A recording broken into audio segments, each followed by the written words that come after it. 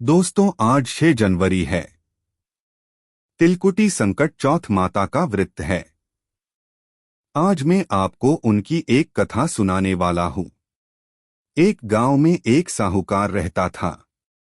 उसकी पत्नी तिलकुटी संकट चौथ माता का व्रत रखती थी। उसकी एक पड़ोसन उससे जलती थी। उसने उसके बेटे को सिखा दिया कि तुम्हारी माँ तो तिल का लड्डू बनाती है और खाती है। तुझे गाय भैंस चरनों भेज देती है। लड़के ने उसकी बात सुनी और अपनी माँ को कहा कि आप तो बोलती थी कि मैं आप लोगों के लिए संकट चौथ का व्रत करती हूँ, लेकिन तुम तो पीछे से तिल का लड्डू बनाती हो और खाती हो। साहूकार की पत्नी ने बहुत कोशिश की अपने बेटे को समझाने की, लेकिन लड़के ने एक नहीं सुनी और बोला, मैं घर छोड़कर चला जाऊंगा। साहूकार की पत्नी ने सोच लिया कि मेरा बेटा सिखाए में आ गया है, वह नहीं रुकने वाला। लड़के की माँ ने बोला कि बेटा जा तो रहे हो, लेकिन मैं आपको जो और तिल दूंगी, कभी भी आप पर संकट आए तो इनको अपने चारों ओर रख लेना और बोलना, यदि मेरी माँ सच्चे मन से संकट चौथ का व्रत करती थी तो मेरा संकट दूर हो जाए।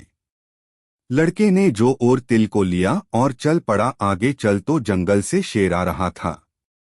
लड़का डर गया और अपनी माँ की बात याद आई और चारों ओर जो और तिल रखे और बोला कि यदि मेरी माँ हमारे नाम का व्रत रखती थी तो शेर जंगल में चला जाए। शेर जंगल में चला गया और लड़का आगे बढ़ गया। आगे उसने देखा एक बूढ़ी माँ रो रही और पुड़ापो रही है। लड़के ने कहा, शादी भी और गमी भी। बूढ़ी ने कहा कि बेटा, यहाँ का राजा आवा पकाता है और एक आदमी की बलि चढ़ाता है। आज मेरे बेटे की बारी है।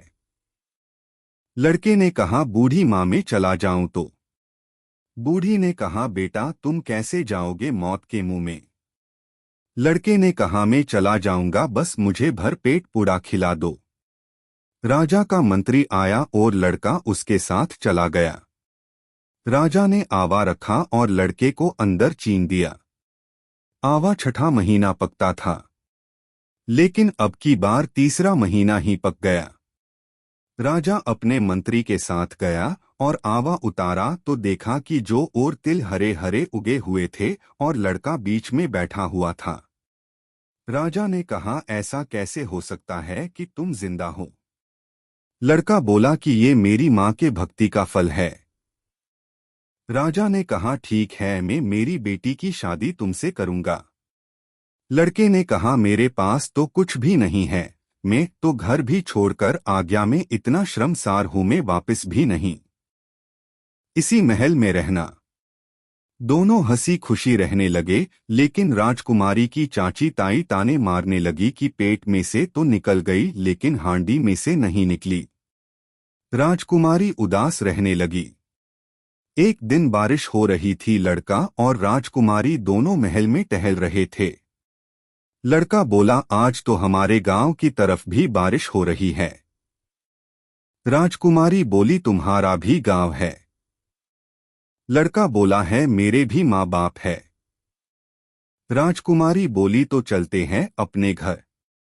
लड़का बोला कि मैं बहुत शर्मिंदा हूं, मैंने अपनी माँ के साथ बहुत गलत किया है। राजकुमारी बोली, वो माँ है, तुम्हें माफ कर देगी। राजकुमारी राजा को बोली कि पिताजी, मुझे अपने ससुराल जाना है। राजा ने सोने का रथ और बहुत सारा धन देके विदा कर दिया। उधर लड़के की माँ रो रो कर अंधी हो गई थी। पड़ोसी आकर बोले कि बूढ़ी माई, आपका बेटा और बहू आ रहे हैं।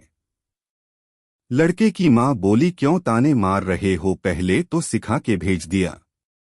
यदि मेरा बेटा होगा तो मेरी कांचली फट जाएगी और दूध की धार सीधा मेरे बेटे की मूंछों पे जाएगी, और मेरी बहू मेरे पर में पड़ेगी तो मेरी आंखों की रोशनी वापस आ जाएगी। और ठीक ऐसा ही हुआ। बूढ़ी माँ की आंखों की रोशनी वापस आ गई। बूढ़ी माँ बोली कि बहू, ये तेरे भाग है, और बहू बोली, नहीं सास, ये आपके भाग है। संकट चौथ माता जैसे साहूकार के घर में खुशियां आई, वैसे हर घर में खुशियां आए। जय हो संकट चौथ माता की।